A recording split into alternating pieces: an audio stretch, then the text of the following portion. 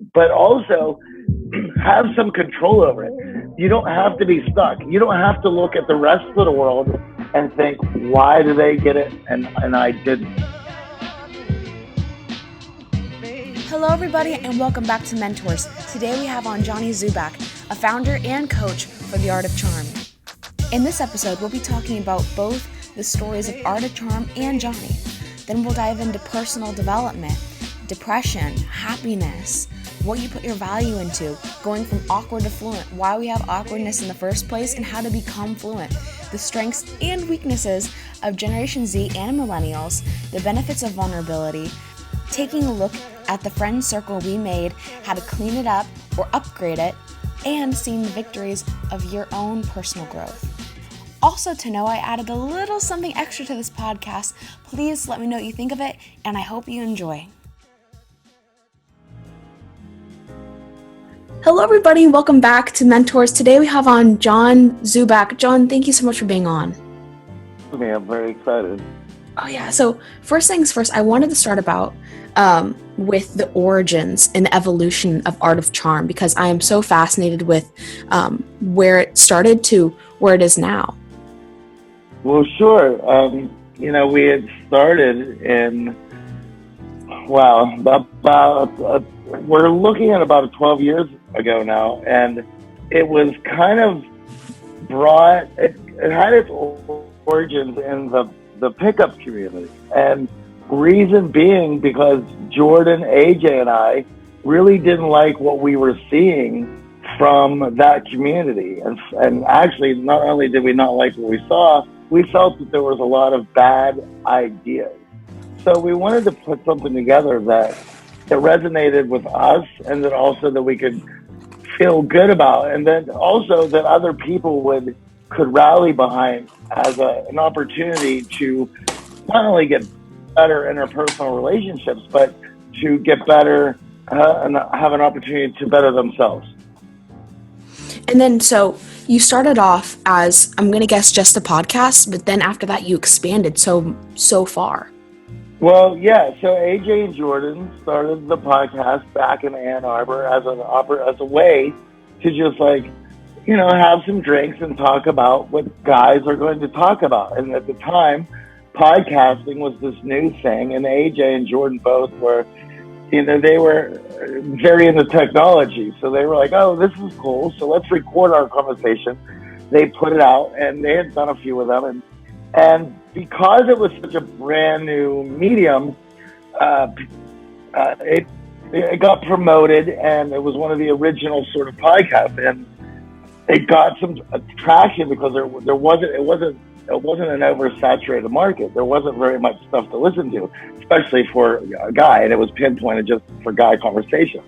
And it got some traction, and what had happened was that some of the listeners started asking them if there were personal development courses or any pickup courses or whatever that was just that they enjoyed, that they that they could refer people to.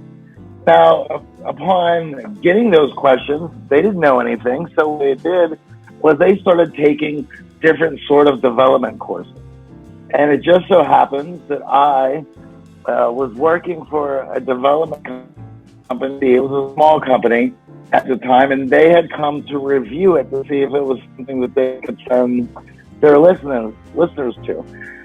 What had happened on that is they didn't really much like the course itself, but they really enjoyed the work that I was doing and had asked me, if I was to be able to build my own course, what would it look like? And so we had some conversations about it, and it was through those conversations that AJ had asked me a few weeks later to go ahead and move to New York and start this company with him and Jordan.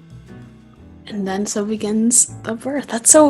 I love that. And, to see something just like a conversation grow into, even off recording, if you want to call it that, we were talking about how you guys are going to be, you were just in Miami and you're going to be going to Iceland, all for meetups, or no, you call them masterminds? Yeah, it's an opportunity for for like-minded individuals to get together, and basically it's a group thing. So people who want to work on certain aspects of their lives have an opportunity to bring it to the group and ask for their how they would go about it. And the only way that you're able to answer that question is through your own experiences. So if you can't answer it like, oh, well, I've read this book or I heard from my friend, you personally have to have lived through this experience, and you can offer your experience through that. And it's a way for people to get some hard questions answered. It's a lot of fun. I love that. Yeah, they're in certain entrepreneurial circles. They're very it's a very prominent thing. So we like the idea, and we brought it to the Art of Charm. So the people who go on these events are our clients who've been with us for a year, and it's an opportunity for us to see these people a year later, 6 years later, 12 years later, and just interact, see what people's lives are, and of course get together and elevate each other. Do you think from being able to meet your clients over and over again, and you got to know them and see them grow, do you have any favorite success stories or growth stories?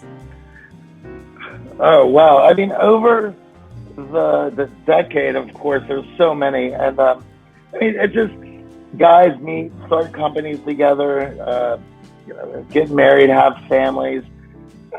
It's all across the board and success. But, for me, I just love seeing people have control over their lives and doing things that allow them to be happy.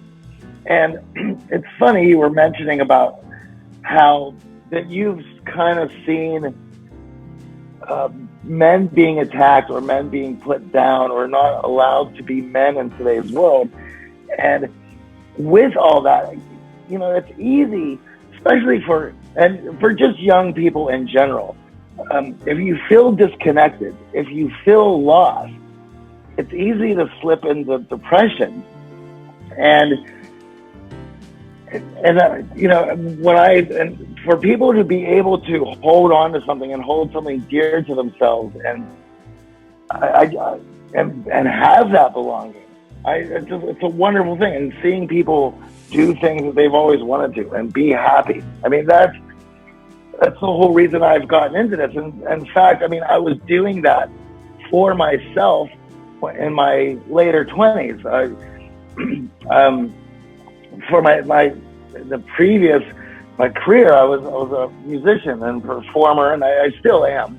But the Art of Charm is the company I started with AJ and Jordan. That's my main gig now. But when I was going into my late 20s, the music industry was starting to collapse in on itself, and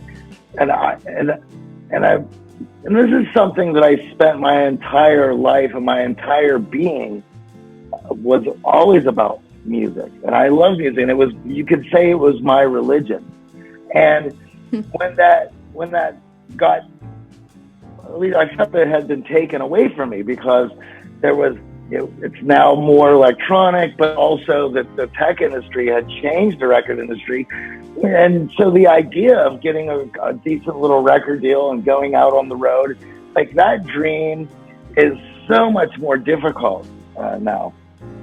And I was staring into my future, and I just decided, I'm going to get myself fixed up first. To borrow Jordan Peterson quote, I'm going to sort myself out. And that was the road that I was on. And so I got in self-development to fix myself, try to get some direction, and figure out what I was going to do next.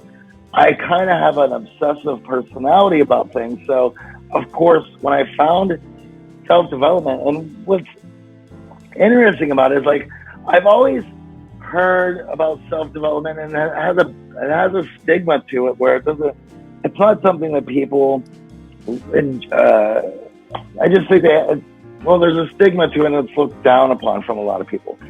And so I never ventured into it before. But to sort out myself, I implemented a few ideas that I had gotten from self-development and saw within weeks my life completely transformed. And so for me, it was like, well, if I implemented a few ideas and it made my life incredibly much better from that implementation, well, then what happens if I implement more ideas, right? So for me, it was like, well, I'm going to go all in. And from that, I mean, being able to, from going to bed angry and upset and frustrated and maybe on the verge of depression, now I'm going to bed laughing and carrying on and excited for the next day. And it was through self-development and through sorting myself out that I was able to allow those things to happen. And so for me, it was like, well, I can't believe what a dark place that I had found myself in. And if I can help anyone avoid that dark place or navigate them through that, then, well, that makes me happy. And that's what I want to spend the rest of my time doing. I mean, even today, I mean, at the Art of Charm House, all we've been doing is cutting podcasts and shooting for the new YouTube channel that we'll be launching here in the next week. That's incredible. And, you know, I have such a soft spot in my heart for, again, it's weird to call it self-help or, you know, self-development. Yeah. And it does have that bad stigma because it's like, well, obviously there's something wrong with you. There's something wrong with all of us, you know?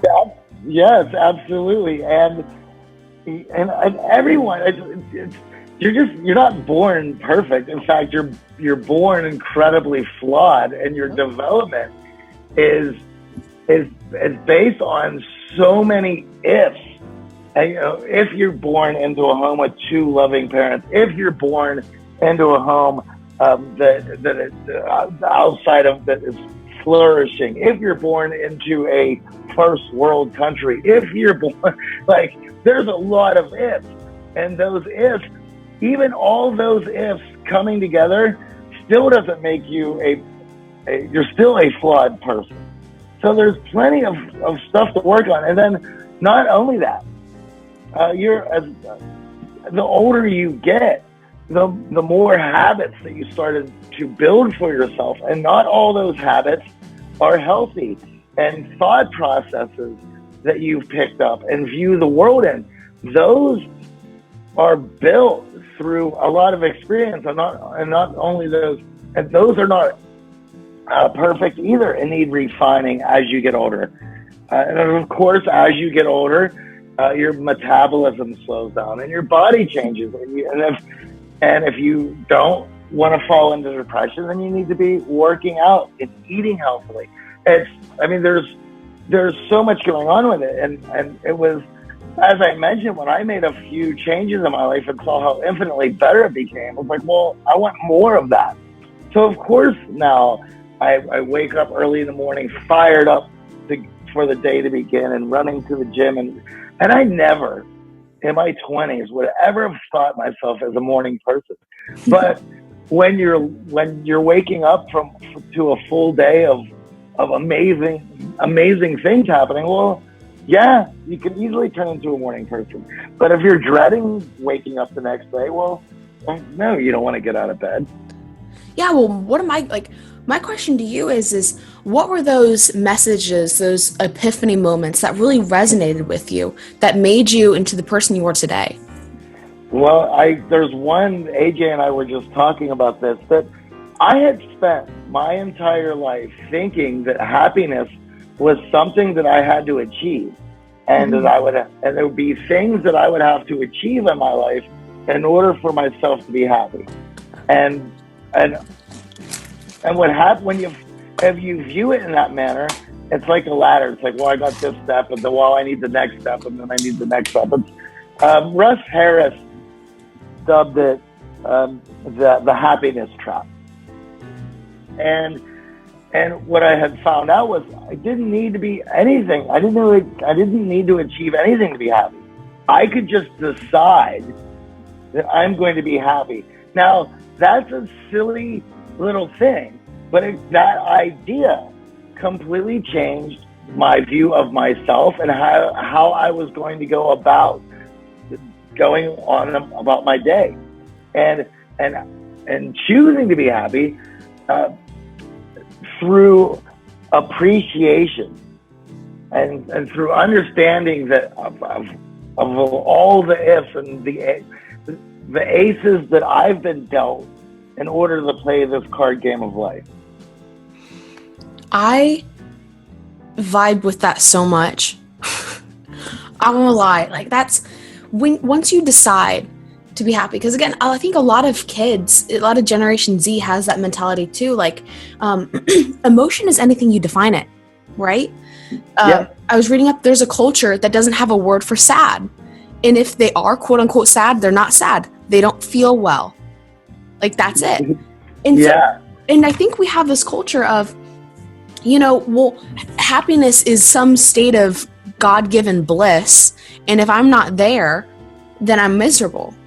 But it's, I think oh my gosh, but it's bad that no one gets it, or not a lot of people get it. Well, it's something that well, certainly you don't learn it in school, that's for sure. Mm-hmm. And I grew up in a blue-collar, working-class family. My dad was a factory worker. My mom was a hairdresser. I've never had a normal head of hair my entire life. Always had some goofy-ass cut. But but growing up in that, like, my dad was perpetually pissed off because he worked in a factory for like 10 hours a day. And my mom was the arty one in the house, probably where I got that from. But, if I was to express myself in my household, my dad would say things like, listen, if you want to talk like that around your mother. I just spent 10 hours in a factory. Like, I don't want to hear it. And so it was always like, buck up. But it was never explained to me as this choice to be happy or not. It was, oh, you're upset? Well, deal with it. Life's not fair. Well, and not to say that my parents were terrible people. It was a very, as happy as you're going to have, blue-collar upbringing. They encouraged me to do sports and fun things, and it was I thought it was fine. But you have to understand your family's background, and your family can only instill certain attributes in you that they want to focus on as a family unit. Like, some families will focus on academics. Mm-hmm. Some families will focus on expression and art, which was my family. That's probably why I gravitated towards music. Some families will gravitate towards sports. But those are going to be the main priorities of that family. And you can imagine that other things are going to have to fall by the wayside because we want to instill these certain things. Like in my household, there's households that if you would come home with an A-, your parents would be upset because they knew you could get an A+. Had I come home with an A-, my parents would have been throwing parties for me. We would be going to have a fancy dinner with grandma at the Sizzler. Like, my family didn't focus on academics. My family focused on expression and music and art. And they supported me playing sports and things, but it wasn't what my parents pushed me towards. And, there's always a benefit of each. Like, expression Absolutely. Is amazing. And academics, in my mind, academics to a point is really good. Like, if you want to go into the STEM fields, keep pushing it. Academics are your friend. But otherwise, like, expression in sports, or at least being physically fit, comes so much in handy. And, families really influence who you are. I was talking to someone about this today. Like, I'm a lot like my dad. I hate to admit it, but I'm a lot like my dad. And it's not a bad thing. But, once you live in an environment, you become really familiar with it, and you believe that it's right. And so some people, like, you could have easily been the kid to say, I should have dealt with it. Like, if I wasn't happy, then fine. You could have grown up like that. But, you identified that I don't think this is right. And you adapted and you changed. Yeah. And I mean, if you think about it, like, when I look back upon my childhood, I knew families that didn't focus on sports or fit, and who were all obese. And you never want to see a 15-year-old kid who's obese. That is a very sad thing. Mm-hmm. But there was families like that, but they focused on, comfort food. I mean, but it was prevalent in their family. It's like when you're dealing with certain cultures and certain things are prominent in a as I said, a household, the other things go by the wayside. For myself, I didn't get into reading as much as I do now until I got into my 20s, because once again, there wasn't books around the house. We watched television, but I was always, for my house, it was always about music and playing guitar. There was always instruments in the house, and my dad performed, and so that's where they pushed me. Would I have loved, now looking back on it, would I have loved if I had more books in my house and been encouraged to read more? Sure. And I would have been, and it would have influenced me in other ways. And I can't be upset about those things. I have to be excited for the way I was raised and the things I did get out of it. But then, being able to later in life instill some habits in learning and reading. These are things that how you've grown up, it's not like you can't change them. And you want to be a more well-rounded person as you get older. Oh, definitely. And, speaking of like growing and developing and being well-rounded, how do you, because again, you start off with a lot of people coming to you, a lot of clients saying, most likely, like, I'm awkward. I don't know how to do this or that. How do you develop an awkward person to a very, like, in my terms, fluent, they can do it all? Well, I think the first thing is about getting comfortable being awkward, like owning it. It's okay. And, this is what's interesting, speaking with you, Ava, being the young person that you are, is we're now moving into several generations where technology is prevalent in every aspect of your life. I'm Generation X, so the last generation between having this technology and not having this technology. And I'm seeing younger and younger people come in who have been involved with technology and been able to use it as bubble wrap, as like a way to avoid the real world coming into their adult life. And so, and this is not, for myself, for my generation, that's the rare thing. It's not rare anymore. It's now more and more prevalent. And it's funny because I'll have people who come in who feel like they're broken because they didn't adequately learn these things as children because of just how they grew up. Well, the news is you're not the exception. You're now the rule. And it's not your fault that you didn't learn these things. Most people are not learning them now. And so it's like, you can go ahead and embrace being a bit awkward. And that's where it starts. We're going to have some fun now trying to put some new tools together so that you can eventually get more fluent in socializing, but also have some control over it. You don't have to be stuck. You don't have to look at the rest of the world and think, why do they get it and I didn't?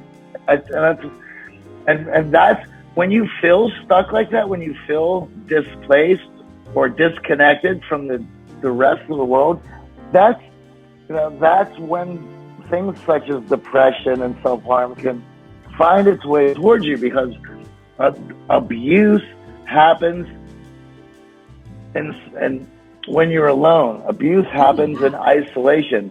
And abuse, we're not talking about other people abusing you. Of course, they're going to isolate you to be able to do that. But you're going to abuse yourself when you're in isolation. Oh, definitely. And the sad thing is I can't really blame some of these kids because socialization is tough. Especially in middle school, which is prime time to develop social skills. That's what you're supposed to do. That's why it's sucky. Like, a lot of kids, instead of turning to a friend or turning to like a teacher or at least their own parents, they go, well, you know what? I feel weird sitting by people I don't know. I want to be on my phone. Good. That'll distract me. I don't have to go through this. But like you said, when you develop and you become a high schooler, and then now you're in your 20s and 30s, you obviously then you start to realize, wait, I'm not connected with the world. All of my friendships are shallow. Why don't I know how to talk to people? Why don't I connect with people really well? Why do I feel so anxious all the time? Like, I feel like we got, not my generation, Generation Z in general, I feel like people who were born into with a lot of technology, like, got dealt not too good of a hand. But, once you understand that, this is what's happening, you can break out relatively, not easy, but it's highly doable. It's definitely doable, but it's going to take work, and it's going to take, and any time that there's a learning curve, there's going to be a lot of failure going with it. But you don't have to look at it as failure. You can look at it as, this is me going through the growing pains of working this thing out. And what we tried to do at Art of Charm is to make the learning process in something that as I was mentioning, a lot of people feel that they're broken, or, if I had a proper upbringing, I wouldn't have to go to the Art of Charm. That's not the case at all, but some people feel that way. But so to make something that they feel a little bit ashamed about, not only acceptable, but it can actually be a fun process if you're put in the right environment to grow. Oh my gosh, totally. And when you have support and encouragement in the right ways, this thing that's a bit awkward is now a badge of courage. Yes, I can now have a bit of control. I'm now finding myself working through it. And granted, so the Art of Charm, it is now we've grown out of the pickup community, and now it's mostly on social skills and belief restructuring. And we went from, our clientele is, of course, we have the engineers and the computer science guys and the software developers, but we're also dealing with, on the other side, we're dealing with special forces from every armed service from multiple countries.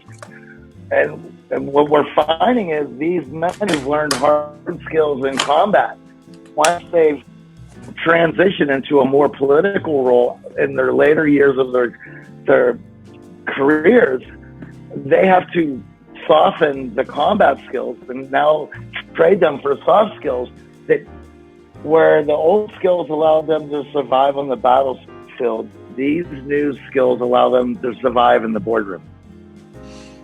The funny thing is I was just talking to, an hour before we got on the podcast, I was talking to someone who's formerly in the military. That is hilarious. And he was telling me about about developing combat skills, and a little bit about making that transition back into society, and how he did that through writing, but he's always been a writer. That's always, and also I really resonate with the engineers and the tech kids. I'm in the innovation class. There's a good amount of those kind of kids. I love them to death. But they don't have the social skills that some other people do, Yeah. Well, it's funny. And because we're human beings and we are social animals, and we need to be able to bond in order to survive, there is an innate self-talk that when we don't have these skills that I am broken, or it's back to what we were saying that these are things that not having these skills is becoming the new normal, which is I just find funny. Like my dad was out here visiting in Los Angeles. It's a ridiculously large city. I grew up in a very small town. My dad speaks to everybody in the neighborhood. So when he was out here visiting me, he would just, somebody on the sidewalk, and my dad would just start talking to him, and he would get weird looks. He's like, "What, doesn't people talk to each other out here?" I'm like, "Dad, this is the city of Saint, our tiny little home." But I was laughing because not only did he feel that Los Angeles was a bit cold, he's now dealing with people who would rather be on their phones than have this conversation. That conversation that he might have been having with somebody in Los Angeles 20 years ago would have been much different than that conversation now. Oh, definitely. And, I also really wanted to talk to you about, obviously, that is a weakness of my generation, Generation Z, and Millennials too. What are some weaknesses and what are some strengths that you see in kids these days? Well, Ava, it's funny. I was going to give you my perspective on this. So, for most of the clients that come through AOC are usually millennials. I'm just now starting to see Generation Z come through in the last couple years. But what I'm being told is that Generation Z is now more conservative than the millennials, and also is looking to put the social networks away. Now, I don't know if that is fact or not. These are the things that I'm hearing as somebody who's looking at these other generations. So it's funny because I feel like the millennials had everything handed to them and they'd rather just hang out on Instagram, where Generation Z is coming up like, hey, get out of our way. We're going to fix everything that you guys had fucked up. No, you know what? The more articles, because again, this podcast is for Generation Z, because I still do see a lot of kids like, dear God, we ate Tide Pods. If that doesn't say anything, but to the credit of Tide Pods, they're really squishy and you just want to bite into it, but you don't want to eat it, but you just want to bite into it. So I understand why you don't want to eat Tide Pods, but still, you gotta listen. They don't look so much different from the Halloween candy I used to get from the Asian kids' parents on the street. See, exactly. You gotta try it at least. Don't die, but just But so again, you have the stupid, yeah. But there's also a group of Gen Z. Like, heck, I want to consider myself part of that group, the innovation class, and then some other amazing people that I've met through talking. And these are the kids who want to say, yeah, we're going to fix stuff, right? We're going to break the rules. We're going to do everything you didn't, because we want to change. We want to change society.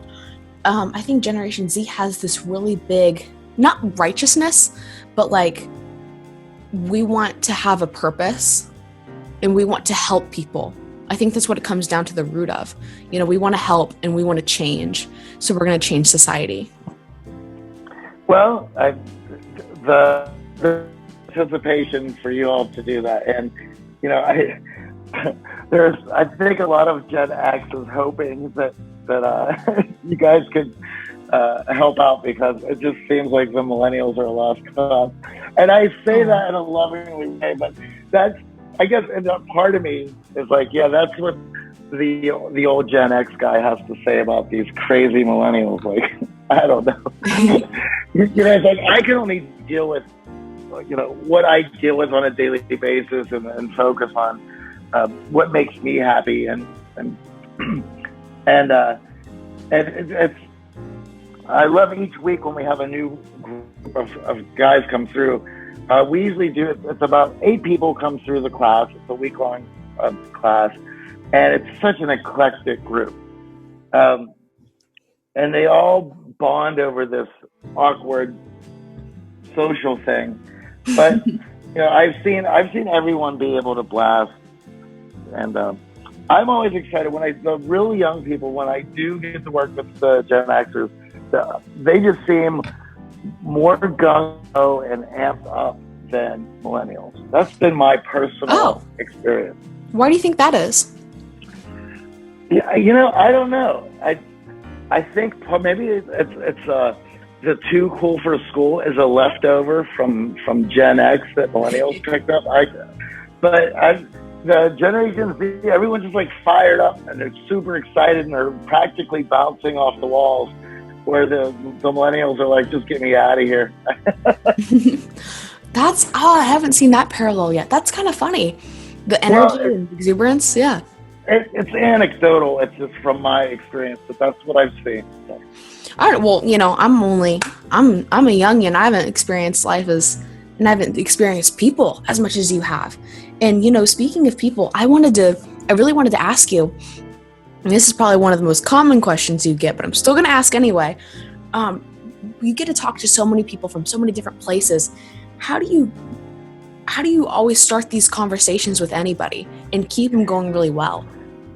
Well, first of all, I love using open-ended questions, and I want to take interest in other people, because how they ended up where they're at is a great story, and you're going to learn something. I'm certainly not going to. There's this old hippie idea that everyone has something special to offer. Yeah, I don't know if that's so true or not. However, everyone does have a story, and I'd like to know what that story is, because there's certainly some people who are just not going to add anything of value to the world around them. In fact, they're going to want to burn it down. However, there's a reason why they want to burn it down, and that's where the interest lies. So it's the story of how they got to where they are. And so for myself, it's to be able to feel comfortable in sharing myself, and as an opportunity for them to feel that they're going to have to share now. No, I totally agree, because I think I've talked about this before once or twice, but there is so much power in being vulnerable. Even vulnerability of here's my life. Here's what's going on with me. Now open up to me. Now tell me what you're doing. Well, vulnerability. Are you familiar with Brene Brown? She's a vulnerability researcher. Her book, Daring Greatly, is fantastic. And she's a vulnerability researcher. And she's just wonderful. But she lays out a wonderful argument of how vulnerability is the one thing that allows us to be able to connect with each other. And a lot of people get stuck in the idea that I need to find some commonalities to be able to connect with people. And that's not where the connection is. It's about being vulnerable, being expressive, opening yourself up. If I am able to do that, you're going to feel the need. You're going to feel compelled to open up as well. But if you go into a conversation trying to figure out a way to connect because you're trying to look for commonalities or whatnot, you're missing the main point, and it makes it difficult. So, and the other thing is, even at your young age, you've had your vulnerability used against you at one time or another. And so it doesn't take very many times for you to lock that vulnerability up and not wanting to expose it again. However, if I surround myself by high value people, they're going to encourage vulnerability because they want to connect. They want to help me. They want help in their lives. But if I surround myself with low value people, they themselves in turn are going to want to seek out my vulnerability as well, because they're going to want to use it against me to allow themselves to feel better. So if you've had your vulnerability used against you, you have to look at what your social circle that you're the architect of, what it looks like, and who are those people that you put in there, because it's very well possible that the reason you don't feel comfortable opening up is because of the social circle that you've constructed for yourself. When you've gone through the work of cleaning out and building a social circle that is of like-minded, high-value individuals, you would be amazed about how easy it is to become vulnerable again. And so when it comes back to the Art of Charm classes, the first thing we have people do is look at the social circle they've constructed for themselves. If it's not a place that they feel safe in, then there's people that they need to get rid of. And the other thing is, you can't bring in new high-value people into that social circle till you've cleaned house of the low-value people. Oh, definitely. Because what's the expression? One bad apple rots the whole bunch. Of course, absolutely. And so when you bring together all those like amazing people, you're going to bring yourself up and be amazing. And the bad thing, I think, is like a lot of people have to deal with cleaning out, which is the difficult part, because you're going to feel a lot worse when somehow, in some way, all your friends are gone. Well, that's the scary part, because we need other people in our lives. So it's, even though, and that's what we hold on to people that are not good for us, because without them, we wouldn't have anybody. However, you can't bring in new high-value people without cleaning house. So you have to make that leap of faith. Yeah, but then you also have to attract those people. So, like, I guess another question would be, like, how do you build a great reputation or a great name for yourself so you start attracting high-value people? Well, this is where the whole idea of being a high-value individual comes from. So you want to go out into the world and give. You want to allow other people around you to feel good about themselves. When you're able to do that, people will look in turn to be able to do that for you. But here's the thing: if you're surrounded by low-value people, they're going to continue to take and take and take and take, and you're going to feel as if you're not getting anything in return. Well, of course not, because you're surrounded by low-value people. So it's about cleaning house, then going out into the world, giving, and by leading, you are going to find new high-value people being attracted like a magnet to you. Oh, I never thought about, you know what? That does make a lot of sense. Because especially in now, because I've just entered this business entrepreneurship world in networking too. And a lot of people have told me, you got to give. You just got to keep on giving. Yes, and that's where older people have a tendency to become jaded or bitter over time, and that's why they've been worked over by low-value people. So you get to a point where you get tired of giving because you feel that you're just spinning your wheels, you're not getting anything in return, and not only that, you're just getting just low-value behavior in turn, and in fact, your vulnerability used against you. However, and that's what makes all this difficult, it makes it scary. But if you allow yourself the opportunity to start over and erase all those past experiences and start looking at the people that you're putting in your life, you are able to curate a wonderful world for yourself. And I also said this on the value episodes of the Toolbox. I feel bad for people who it's hard for you to truly know what your full potential is if you're surrounded by low-value people. They're not going to lift you up, and you have no idea what you truly are capable of until you're surrounded by high-value individuals who are pushing you to your best. And once you see what that is, well, there's no way I'm going back. Oh my gosh, yeah. I totally resonate with that, especially like just moving from where I was to where I am now. I talk to friends back at, where I used to live, and they go, Ava, things aren't too good. I don't want to give explicit details, but things aren't too good. And I look at I look at some of the friends I had, and they're in really bad situations. And I look at where I am now and who I'm friends with, and man, there's a difference. There was a change of self in me. There's a change of, these people developing alongside me, and it's all been for the best. It's because we have pushed each other. We've used each other's strengths to both people's benefit, so we can accomplish more and accomplish better. Absolutely. And that's, it's one of those things that allow your life to be where you're excited about waking up every day. Like, you're excited about waking up every day. You're going to clean up your room. You're going to get to the gym. You're going to get fired up. You're going to have a smile on your face every day. But if you know that tomorrow is just going to be another shit day, like it was today, like it has been for the last few months, well, this is why people find themselves in hard depression.